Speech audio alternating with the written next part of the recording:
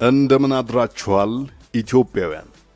የዕለቱን አንኳር ወሬዎች እነሆ ለእናንተ።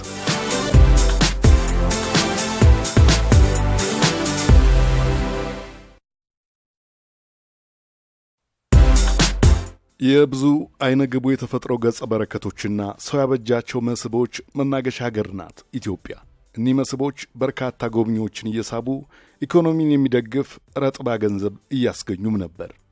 ዛሬ ከፋይናንሻል ታይምስ ጋዜጣ ባገኘነው መረጃ መሠረት ግን የኢትዮጵያ አለመረጋጋት ለቱሪዝም ኢንዱስትሪው ኪሳራ ምክንያት እየሆነ ነው።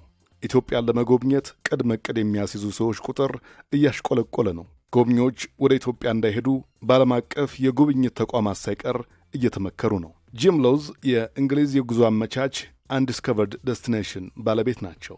እሳቸው ለጋዜጣው እንዲህ ብለዋል። ነገሮች በአሁኑ ጊዜ ቆመዋል። ማንኛውም ሰው መረጃ ቢጠይቀን የድርጅታችን አቋም ሰዎች ወደዚያ እንዳያመሩ መንገር ነው ብለዋል።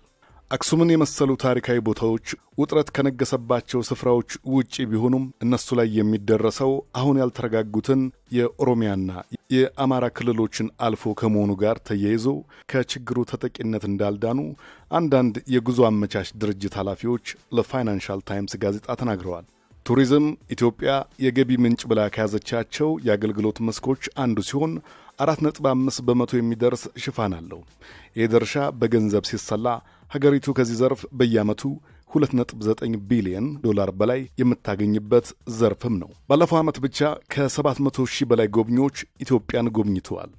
እንዲህ ያለው የጎብኚዎች ፍሰት መቀዛቀዝ ከታላላቅ ሆቴሎች ጀምሮ መስህቦችን በአስጎብኝነት እስከሚያገለግሉ ወጣቶች ድረስ ላሉ ወገኖች ያለው ጫና ከፍተኛ እንደሚሆን መገመት አያዳግትም። ይህ አስጨነቀው የሚመስለው የኢትዮጵያ መንግሥት ሀገሪቱ አሁን እየተረጋጋች ስለመሆኑ ለጎብኚዎች ምቹም ስለመሆኗ በመናገር ላይ ይገኛል። የኢትዮጵያ ቱሪዝም ድርጅት በሰጠው መግለጫ ላይ እንዲህ ብሏል። ሕገ መንግሥቱ ከረቀቀበት ከዛሬ 22 ዓመት ወዲህ እንደነበረው ሁሉ ለግል የሚሆን ለቢዝነስ ጎብኚዎች ኢትዮጵያ ውስጥ ጉዞ ለማድረግ የተረጋጋ ነው ብሏል።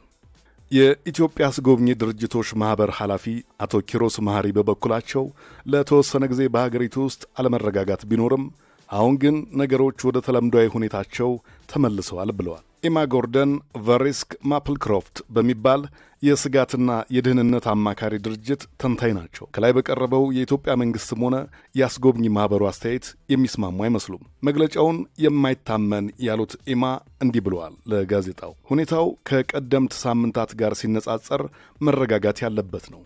ሆኖም ግን አሁንም ተቃውሞዎች አልቆሙም። ይቀጥላሉ ኢማ። አመጾች፣ ከተማዎችን ሰው አልባ የሚያደርጉ እንዲሁም ደም አፋሳሽ ያልሆኑ ተቃውሞዎች አሁንም የተለመዱ ሆነዋል። ምክንያቱም በአስቸኳይ ጊዜ አዋጅ ውስጥም ቢሆን ለፖሊስ ቁጥጥር የሚመቹ አይደሉምና ብለዋል።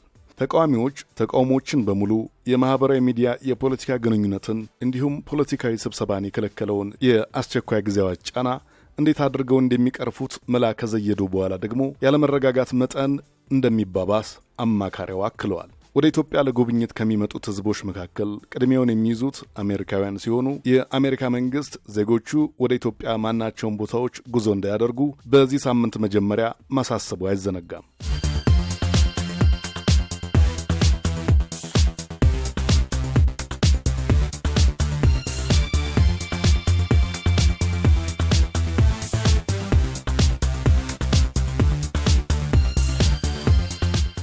የኢትዮጵያ ጦር ከአንዳንድ የሶማሊያ ከተሞች እየወጣ ስለመሆኑ ከዚህ ቀደም መዘገባችን ይታወሳል።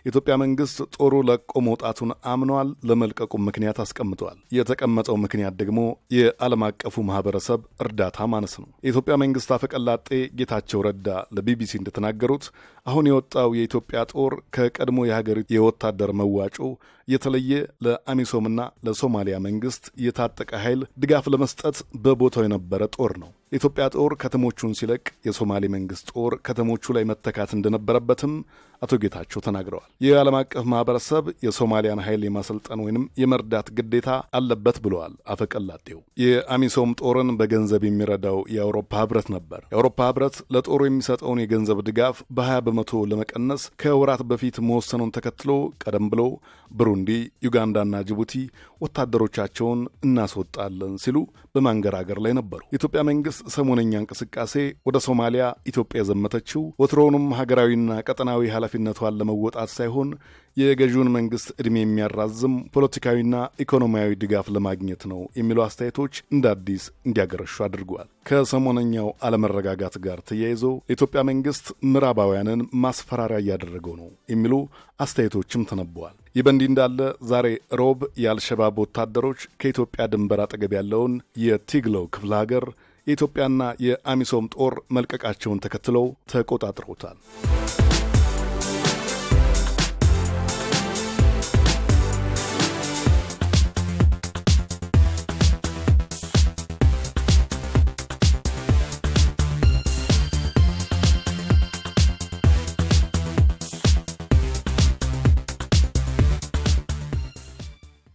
በኢትዮጵያ ውስጥ ከሚታተሙ የእንግሊዝኛ የዜናና መረጃ ጋዜጦችና መጽሔቶች መካከል በርካታ አንባቢያንና ተከታዮች አሉት ወራዊው የአዲስ ስታንዳርድ ጋዜጣ። የጋዜጠኝነት ስነ ምግባር የተላበሱ በመረጃዎች ላይ የተመሰረቱ ዘገባዎችን ላለፉት 6 ዓመታት ሲያስነብብም ነበር። የአስቸኳይ ጊዜ አዋጁን ተከትሎ ጋዜጣው ህትመቱን ለመቀጠል እንደከበደው ተሰምቷል። ህትመቱንም እንዳቋረጠ አስታውቋል። የጋዜጣው አቃቢ አርታኢ ጋዜጠኛ ጸዳለ ለማ መጽሔቱ ለዚህ ውሳኔ የበቃበትን ምክንያት ለጀርመን ድምፅ ራዲዮ እንዲህ ተናግራለች። ዳይሬክትሊ አይደለም የታገደው። ነገር ግን ይሄ የአስቸኳይ ጊዜ አዋጁ ከወጣ በኋላ ማተሚያ ቤቶች በሙሉ ከአሁን በኋላ ፖለቲካ ላይ የሚያተኩር መጽሔት ማተም አንችልም፣ በአዲሱ የአስቸኳይ ጊዜ አዋጅ መሰረት ማተም አንችልም፣ ጠበቆቻችንንም አናግረን እንደዚህ አይነት ስራ ማተም እንደማንችል ስለመከሩን ብለው እኛን ተርንዳውን አደረጉት። ብዙ ሞከርን፣ ብዙ ታገልን፣ ምንም የሚመጣ መፍትሄ ጠፋ። ብዙ ቦታ ሞከርን፣ አልቻልንም። የአዲስ ስታንዳርድ መጽሔት ህትመት በሰማችሁት ሁኔታ ተቋርጧል። ሆኖም ግን ባለው ሌላ አማራጭ ሁሉ ስራውን ለመቀጠል አንባቢዎችንም ለመድረስ ጥረት እንደሚያደርግ በጋዜጠኛ ጸዳለ ለማ ተገልጿል። አሁን የታሰበው ሌላኛ አማራጭ ስራውን በድረገጹ ላይ እያስነበበ መቆየት ነው። ስታንዳርድ በኦንላይኑ በጣም የታወቀ መጽሔት ነው። አሁን እኛ በተቻለን አቅም በኦንላይን ኮንተንቶቻችንን የተሻለ ሁኔታ ፈጥረን ለማዳረስ ነው እቅዳችን። ህትመቱን ስንዘጋ በዛ በኩል ለማካካስ ነው። ነገር ግን አሁንም ቢሆን በመንግስት ደረጃ ነፃ ሚዲያው ላይ የታወጀውን እንደዚህ አይነት ሪስትሪክቲቭ የሆነ አካሄድ መንግስት ብቻ መፍታት የሚችለው ነው።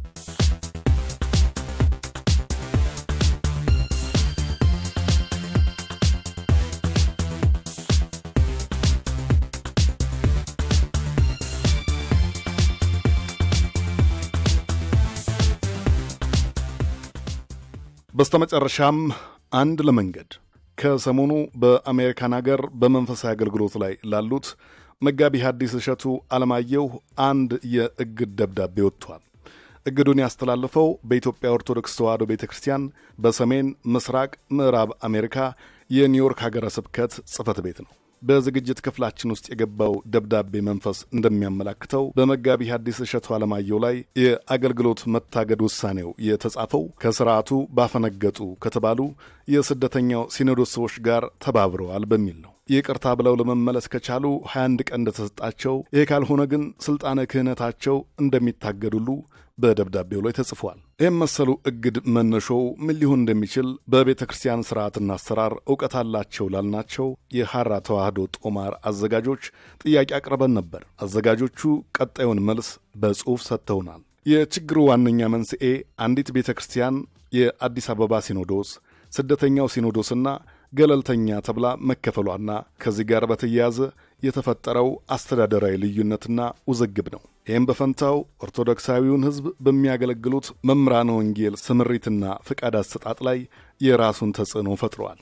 በቀኖና ቤተ ክርስቲያን በሕገ ቤተ ክርስቲያን መሠረት ብፁዕ ሊቀ ጳጳሱና የሀገር ስብከታቸው አስተዳደር ጉባኤ መሰል ፍቃዶችና እግዳትን የማሳለፍ ሥልጣን አላቸው።